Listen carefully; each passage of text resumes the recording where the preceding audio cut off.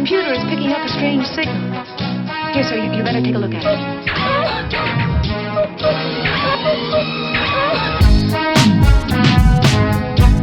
Hello, and welcome to episode 138 of Life Through a Prism with your host, Rob Tierney. In today's episode, we're looking at the category of disability through an article from abc.net.au entitled Teen with Disability Sues Australian Government Over Treatment During Vanuatu Quake by the specialist reporting teams Evan Young and National Disability Affairs reporter Naz Campanella. A teenager with multiple disabilities stranded for days in Vanuatu's capital city after a deadly 2024 earthquake is taking the Australian government to the Federal Court for Disability Discrimination. Sean Senbell Lynch, who lives with cerebral palsy, a visual impairment and epilepsy, and his family allege he was refused access to the Australian Defence Force ADF flights used to evacuate hundreds of other Australians following the magnitude 7.3 quake. With the Port Vila airport closed to commercial flights in the immediate aftermath, Sean's father, Liam Lynch, said he repeatedly appealed to Australian authorities for help to evacuate his son. Mr. Lynch, who was in Australia at the time, said he was told by the Department of Foreign Affairs and Trade DFAT it had been informed by the ADF that evacuation flights were not suitable for wheelchair users.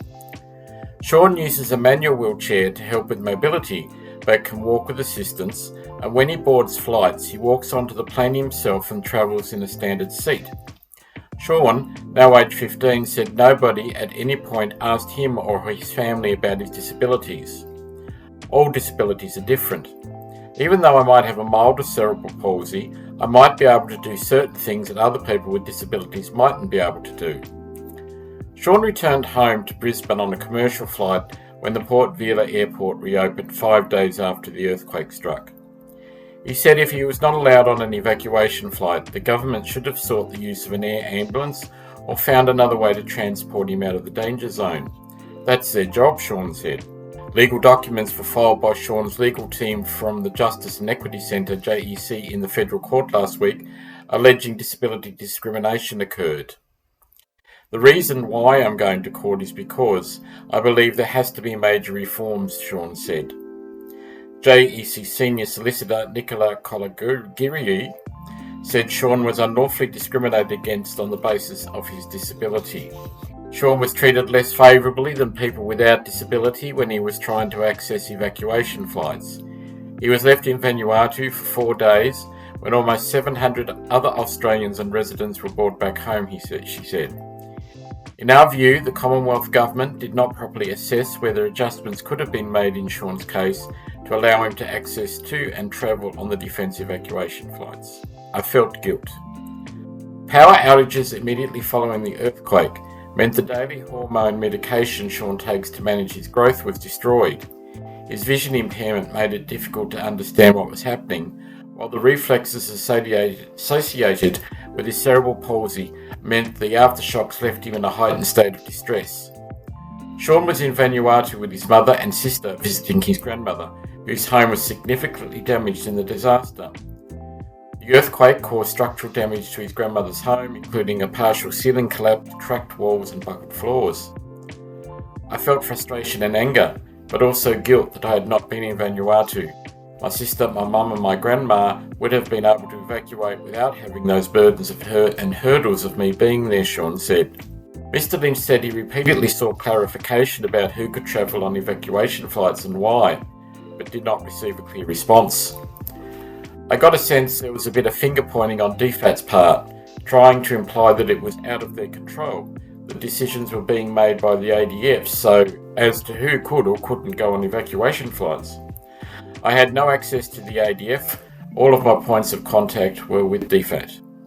Mr. Lynch said it was absolutely apparent to him that they had no idea what to do with somebody in a wheelchair. The family's plight made headlines at the time when DFAT said it was assisting Australians stranded in Vanuatu. That angered Mr. Lynch, knowing his son was barred from the evacuation flights. One of the most vulnerable people, a child with a disability, was left behind. It was my child, so I did everything humanly possible to try and get him home. Mr. Lynch said his son was a determined and resilient boy who had represented Australia internationally in para-athletics and overcome a lot in his life. Ms. Kalagiriu said it was incumbent on the Commonwealth to ensure that what happened to Sean did not happen to anyone else. Australia has experienced an unprecedented number of natural disasters domestically over the last few years. That's going to increase here and overseas as the climate crisis worsens and geopolitical tensions rise, she said. What's important here is that the Commonwealth Government seriously reviews its policies to ensure that people with disability are included and properly accounted for before, during and after emergencies. ABC News contacted DFAT and the ADF for comment, but the government said it could not comment on a matter before the courts. Before we finish this episode, I hope that once this has been to the courts, that the powers that be wake up and fix the issue. Unfortunately, it is only when something like this that happens and it makes the news that anything seems to change. Or will it be a lot like a lot of things? Recommendations are made, and those recommendations end up as a file, sitting under a table leg to prop up a desk. Till next time, take care, and bye for now.